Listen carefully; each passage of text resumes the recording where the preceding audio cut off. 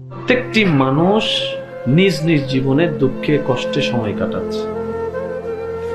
আপনার কষ্টের কথা যেরকম আপনি অন্যজনকে জানান না, তার সামনে ভালো থাকার অভিনয় করেন, আপনি যাকে হ্যাপি আছে মনে করছেন, সুখে আছে মনে করছেন, সেও ঠিক একই কাজটা করছে।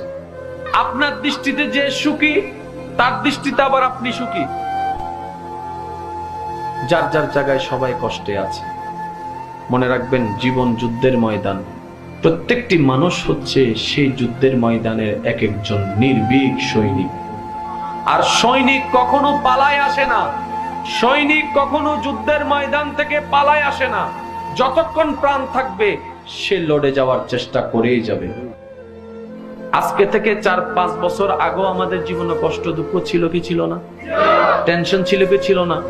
একটু ঠান্ডা মাথায় চিন্তা করে বলুন তো, 4-5 বছর আগে ঠিক এই মাসে এই তারিখে আপনার যে কষ্টটা ছিল, যে পরিমাণ, যে টেনশনটা ছিল, যে পরিমাণ, বর্তমানে কি সেটা আছে?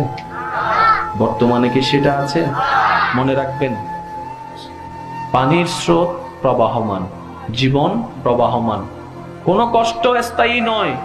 সময়কে সময় দিন, সময়ও আপনাকে উত্তম সময় এনে দিবে। বিপদে দুঃখে কষ্টে পেরেশানিতে মন ছোট করা চলবে না। মনে রাখবেন, প্রতিটি বিপদ আমাদের জন্য আরেক ধাপ সামনে এগিয়ে যাওয়ার এক একটা সিঁড়ি। আল্লাহর রহমতের উপর ভরসা করে চলতে থাকুন। মনকে প্রসন্ন রাখুন, মনকে প্রশান্তি রাখুন। বলবেন, আমার আল্লাহ যখন যা করবে দেখা যাবে, সেটাই আমার জন্য ভালো হবে। বান্দা হিসেবে আল্লাহর সন্তুষ্টির উপর নিজেকে সন্তুষ্টি রাখতে পারার নামেই হচ্ছে বান্দার কাজ।